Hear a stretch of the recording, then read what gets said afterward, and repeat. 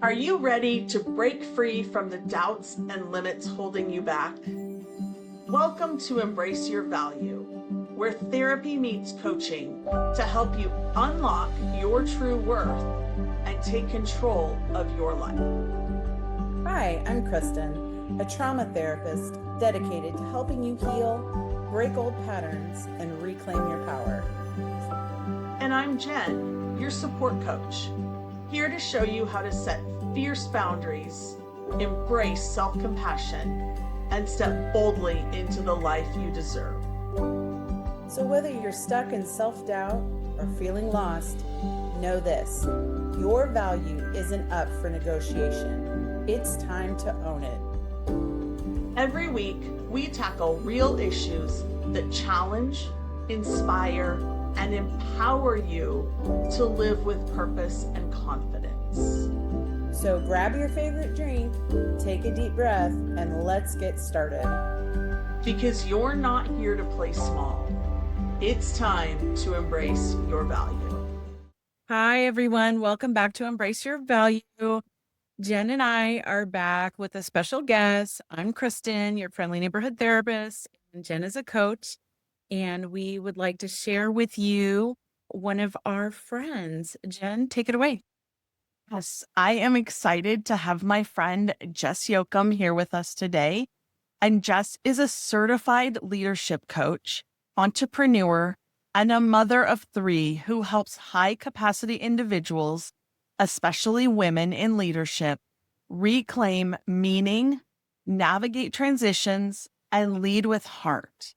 Through her company, Riverdrop Coaching and Consulting, Jess supports clients in moving beyond achievement toward alignment.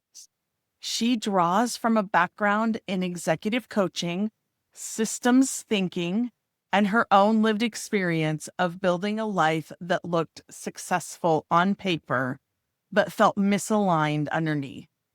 Jess helps clients untangle the invisible scripts they've outgrown so they can lead and live lives on their own terms. Jess, I am so excited you are here with us today, and I can't wait to hear about your journey to what this all looks like for you. Thank you so much for the introduction and for having me. I think I'll share a little bit about my story and how I got here. So I'm an elder millennial, which apparently doesn't mean young anymore. I'm not sure when that happened, but it did. And as such, I was kind of raised to chase the next milestone. I didn't necessarily have, I had a dream when I was a little girl that I wanted to grow up and be an FBI agent, probably influenced by the X-Files. And yet I had that, and it was like, wherever I go, I just want to climb up the corporate ladder. I want to go as high as I can, as fast as I can. I want to learn as much as I can. And that was what success looked like to me for a really long time. So much of my own self-worth was tied up around, did I get the promotion? Did people like me? Did people respect me? Was I competent? And completely overlooked the inherent value. I think I was conditioned to only see myself as valuable and successful if somebody else agreed with that. And so I didn't work for the FBI, but I did work at the National Security Agency for quite a few years.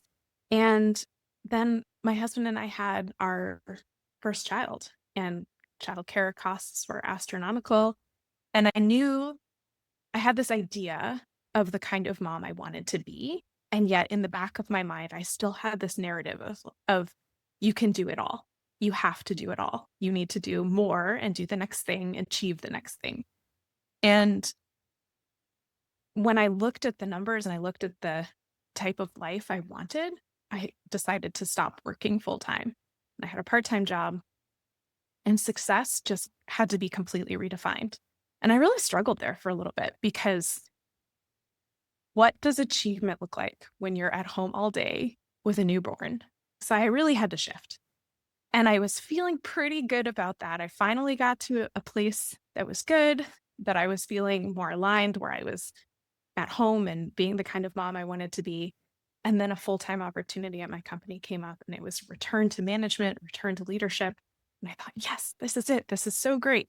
And all of those old patterns came right back. And I found myself really struggling again with, what does success mean? What is value? How do I show up for my team, but also show up for my family? And there were a lot of pretty hard conversations during that time as I was navigating that transition. And I'm not going to say it's done, but I am going to say that when I had my third child a few years later, I really took a hard look at what was important to me and what I valued. And when I went back from my parental leave with my youngest, I felt like I showed up differently and more aligned in the way that I wanted to. And I realized that all of that pressure I'd been putting on myself to achieve or to show, to be valuable, in quotes, valuable to my company, none of that was going to matter to me at the end of my life. And so, with that in mind, and kind of reminding myself that I was not a brain surgeon, that the things that I was dealing with were not life or death, I decided to leave the company and start something new.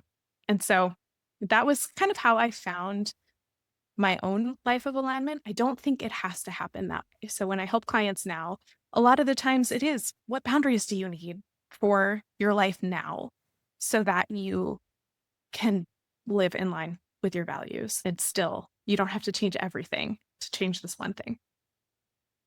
Oh, that's so beautiful. It's very not only inspiring, but it's going to give so many people hope because Mm, you don't have to do it all to be successful. And that is the true, I mean, that is what you're showing in everything you say there. So I love that. I love that so much.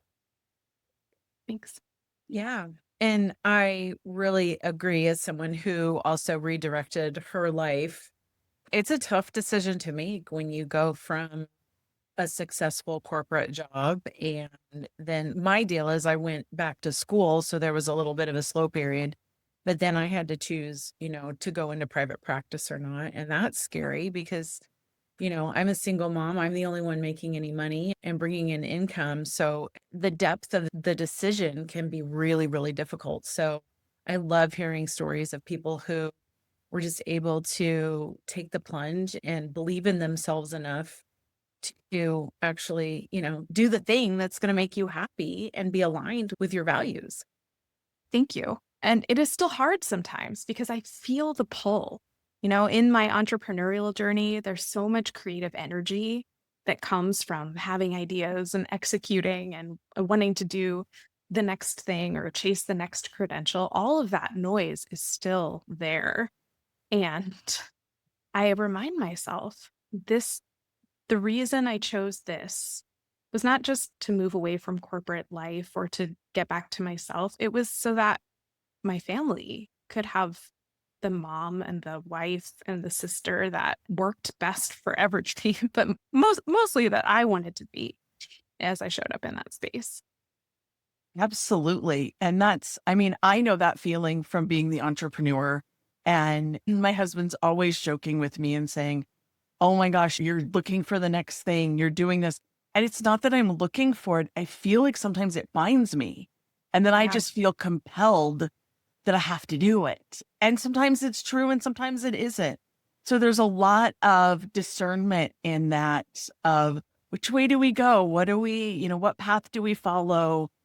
What parts do we take with us? What parts do we leave? There's so much of it. But I know for me, I've done a few book collaborations and I just wrote a new one on women in business. And my chapter is all about slowing down to build momentum because I Oh, really yeah. had to do that. I That is, couldn't, it's so true because if you're always chasing the next thing, and this is the same parallel that I was seeing in my government job. I mean, the pattern followed me, right? Because the pattern is me.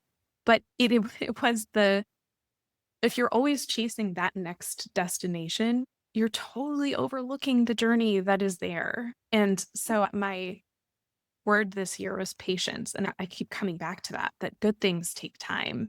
They take time to build, they take time to sink in, they take time to savor, and that doing more isn't always being productive.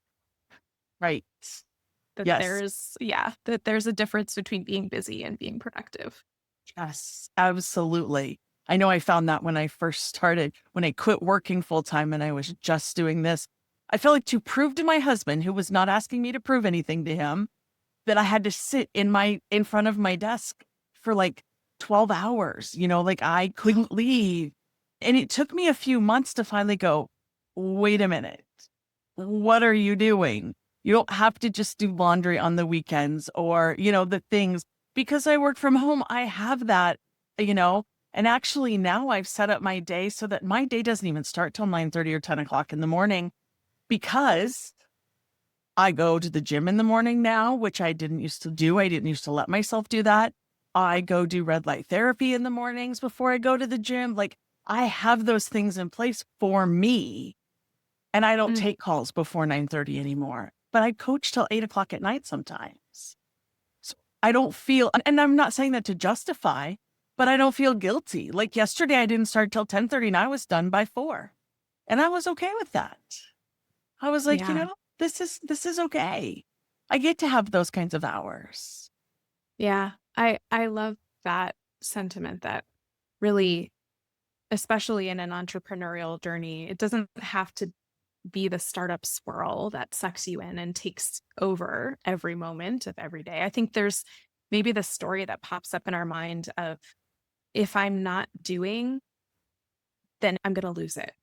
Yes. Or I have to work really hard and really fast so that I have a competitive edge.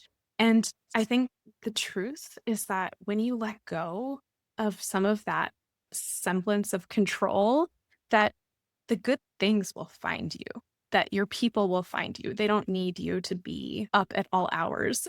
No, they don't. Nothing good is happening in the coaching world at 6:30 a.m. Like it's not. Right?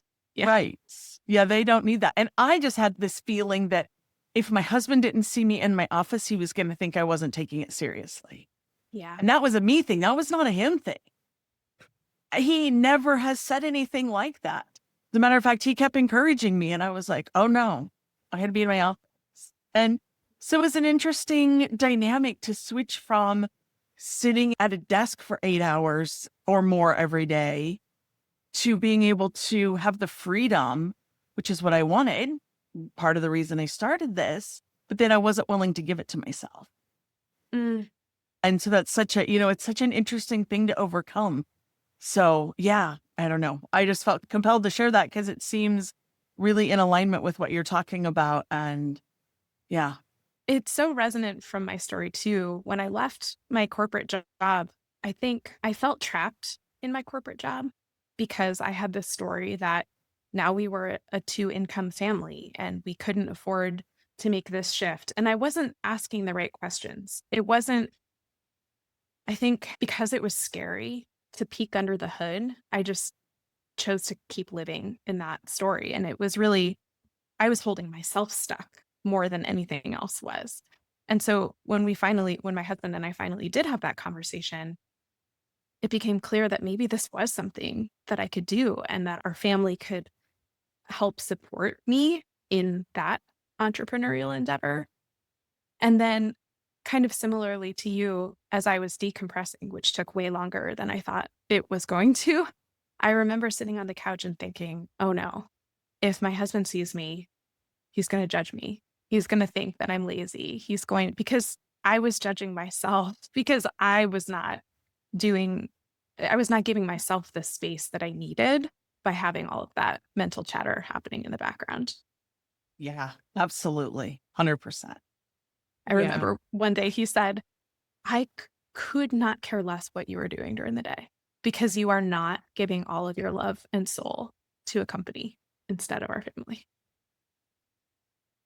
Kristen, I cut you off. Go ahead. No, you're good. I was just going to agree. So that's totally fine. I think that, again, I'm kind of back to courage.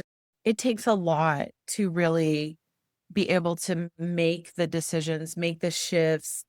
And because we do like to stay in the familiar and we do like to, especially as women, sort of guilt ourselves and put expectations on ourselves that literally nobody else is doing whatsoever. And so that's how we kind of get stuck. Like you were saying, we're now a two-income family. And could we really do this? And then once you sit down, you kind of do the things. Hey, we can shift into this. And I think just looking at change as an opportunity versus a challenge, or even not even a challenge, like being incapable. Like I remember when I was getting ready to sell my house and the housing market was really low and I had bought by, and I was like, there's no way, like I'm going to be upside down. There's no way I'm going to make it. And then I sat down and I did the numbers and it was like, it's going to be fine, but I had this story in my head that it had to be a certain way until you actually sit down and do the maybe the more clerical work or the more logical work to kind of figure it out, get out of that emotional place and get into the more logical place. We have to make decisions out of both things, right? Both emotions and logic.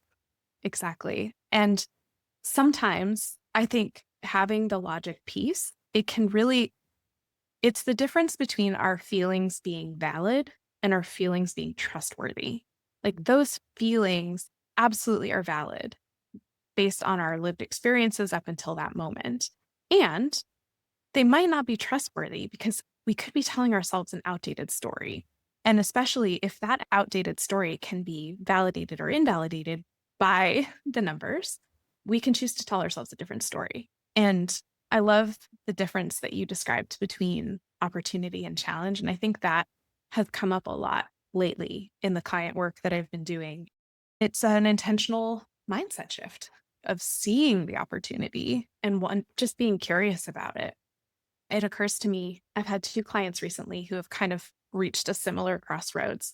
One who was going from full-time work, where every hour he felt had to be billable, to asking to go part-time and realizing that even just that shift from 40 hours a week to 30 hours a week allowed him to engage in a creative endeavor.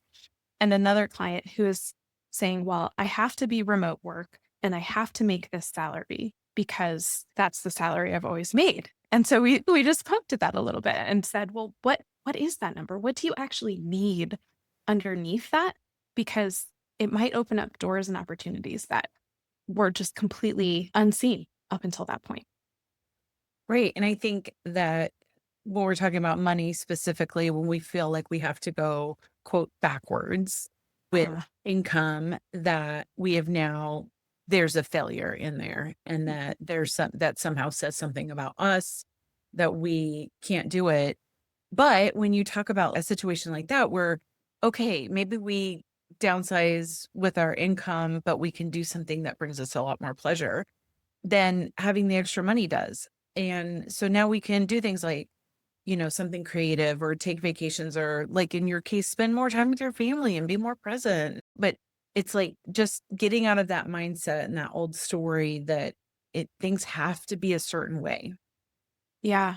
Even the words that we use to describe career transitions, we say we're stepping back to spend more time with the family, or we are we're making a lateral move or a demotion. And it is because of that constant biggering mindset that we get into, that if you're not progressing, then you're somehow failing. I think about even with like a failed marriage, why does it have to be a failed marriage? My divorce before meeting my husband was awful. And also, it was the thing that enabled this life that I have. And it was because for a long time, I had in my head that it was a failure. And so I really do think it comes back to, how are we defining success? And maybe success is not always making more money. Maybe success is being able to pursue a passion, or to sleep more easily and more deeply at night because we're choosing not to worry about all of those things that are outside of our control. And having a successful life on paper doesn't mean anything if you're not connected to that success. So, how can we find a definition of success that is connected to who we are? I think the other thing that came to mind is just this idea of success. It is simultaneously a single point and a goalpost that keeps moving. And so when we're looking at it, like, if I hit this much salary, I'll be successful. Well, every day up until that point where you haven't hit that salary yet, some story is happening in our heads. It's like, oh, well, then I'm not successful. But that misses the progress that happens along the way. Right. About the journey, not always the destination. Right. Exactly. Is that sometimes that's where the beauty is, or that's where the experience lies. And the destination is nice and it's great to meet whatever your goal is, but that doesn't mean that you fail until you get there. It's Exactly. to opportunity versus Mhm. having some sort of expectation that once you get to that point, now we stop even, or when we have to, then we just make a new goal, or we look at what it is that we do find successful. And I think everybody's definition of success is largely different. It just depends on where you are in life and your position and how you see the world and how you think the world sees you, right? All of those things go into our ideas of success. Absolutely. I love Yeah. the idea that it really is different for each of us. And if we start measuring ourselves by everybody else's yardstick, then we're missing a chance to find joy in who we are and connect to who we are. Yeah. And if we are measuring ourselves by, I mean, if we're comparing what we're doing to what somebody else is doing, you know, I say it all the time. We don't know where they're at in life. We don't know what they've done behind the scenes. We don't know what's going on for them. So great. They might look like they have it all together, but they're just showing you that part. That's the downfall of social media. I was actually talking to a business coach actually earlier this morning, and he asked me what my definition of success was. And without missing a beat, I said, it's impact. Mine is not a Mhm. monetary definition. It's impact. It's what kind of impact am I having in this world? Who am I serving? How are they growing? What's happening for them? And who am I able to help and support with in even other ways than just by coaching them? Am I able to bring people on as team members, or, how am I able to do that and think outside the box? Because to me, it's not a money thing. It's who am I serving? Who am I helping? Mm, So that's if so somebody's beautiful. comparing their version of success to mine, they may not be doing that, but they might be making tens of thousands of dollars, and that might be their version of success. So we always want to be sure that we're doing it so that we're following our goals, our vision, and not somebody else's. And it's one of the biggest challenges as a coach that I've struggled with, is because and there's nothing, I'm not dogging anyone who's listening to this, but there are a lot of business coaches out there that say you have to do things this way. You have to do everything this way or it will not work. And I spent the first 3 years doing that, spending a lot of money, time, and energy being frustrated because things weren't working for me, because I wasn't in alignment with who I needed to be and what I needed to be doing. And when I finally figured that out and went, oh, I don't have to do it that way, I get to maybe take what they said and tweak it and make it mine, then everything started shifting and everything started happening and things started growing. So I guess what I'm getting at for any of our listeners is, don't just trust what somebody says. Really feel into it. Try it on like you're trying on a shirt. And be like, does this really fit? Can I move? Am I comfortable? Because if somebody tells you something, even if it works for them, might not be for you. So don't trust everything. Of course, there's no one size fits all because we're all so different. Yeah, absolutely. So Jess, tell us a little bit about your coaching program. Tell us what you do, who you serve. And I mean, I know we talked a little bit about that, but really tell us a little bit about how people could work with you.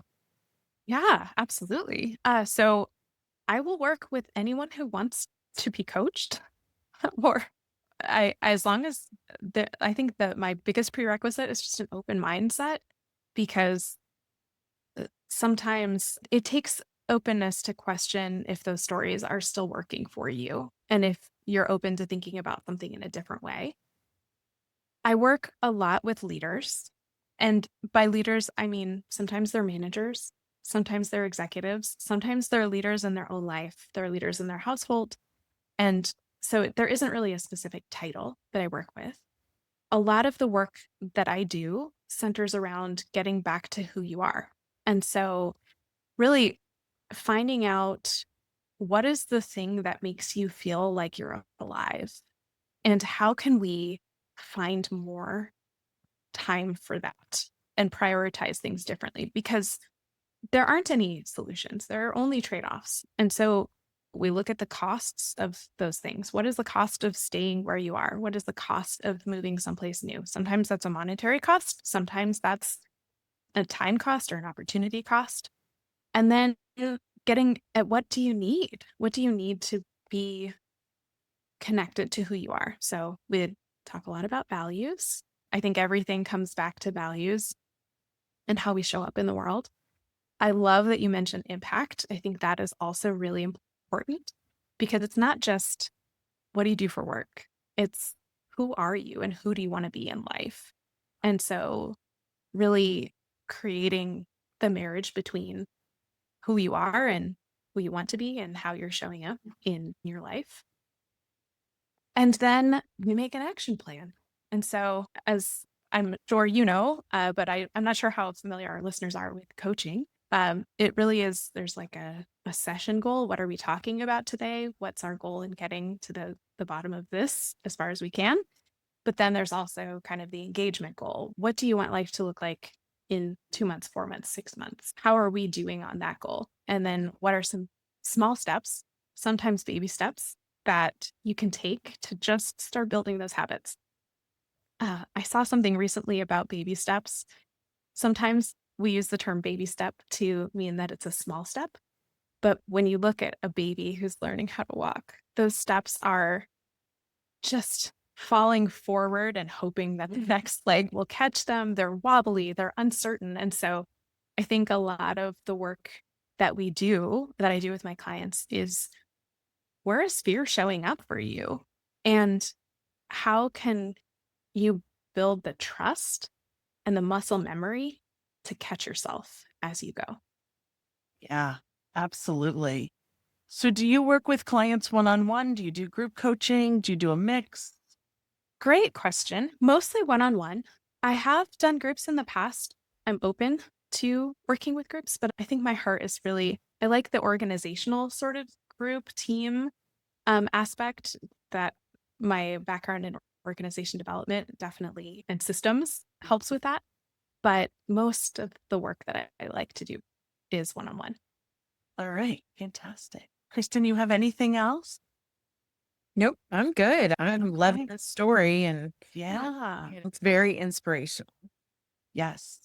So just tell our listeners, and I'll link everything in the show notes as well, but tell our listeners how they can get more of you, how they can find you if they want to reach out and work with you, how they can do that. Absolutely. So you can reach me at riverdropcoaching.com. You can also find me on LinkedIn. I'm Jess Yokum. I think I have PCC, MA, BCC after my title. I'm not sure. It's too long. I should probably change it. But you can certainly find me on LinkedIn. I love connecting with new people. I also have a podcast that you can check out if you want to hear more of our musings on life. It's called Lots to Unpack There, and it's available wherever you get your podcast. Awesome. Well, this has been really great. We are so thankful that you agreed to come have a conversation with us. And yeah, if anything changes in your life, or you are running a new program, or you have something new come up, hit me up. We'll get you back on here and make sure everybody gets to hear all the new stuff that's going on with you. Oh, thank you so much. And thank you for creating the space and for having me here and letting me share a little bit about me. All right, guys, thanks for joining us, and we'll see you next week. Thank you for being here with us today. If today's episode hit home, don't just keep it to yourself. Subscribe, leave us a review, and share this episode with someone who needs to hear it. Because everyone deserves to know their worth. Next week, we're diving even deeper with more insights and tools to help you break free from limitations and live authentically. Until then, keep raising your standards, owning your worth, and embracing your value.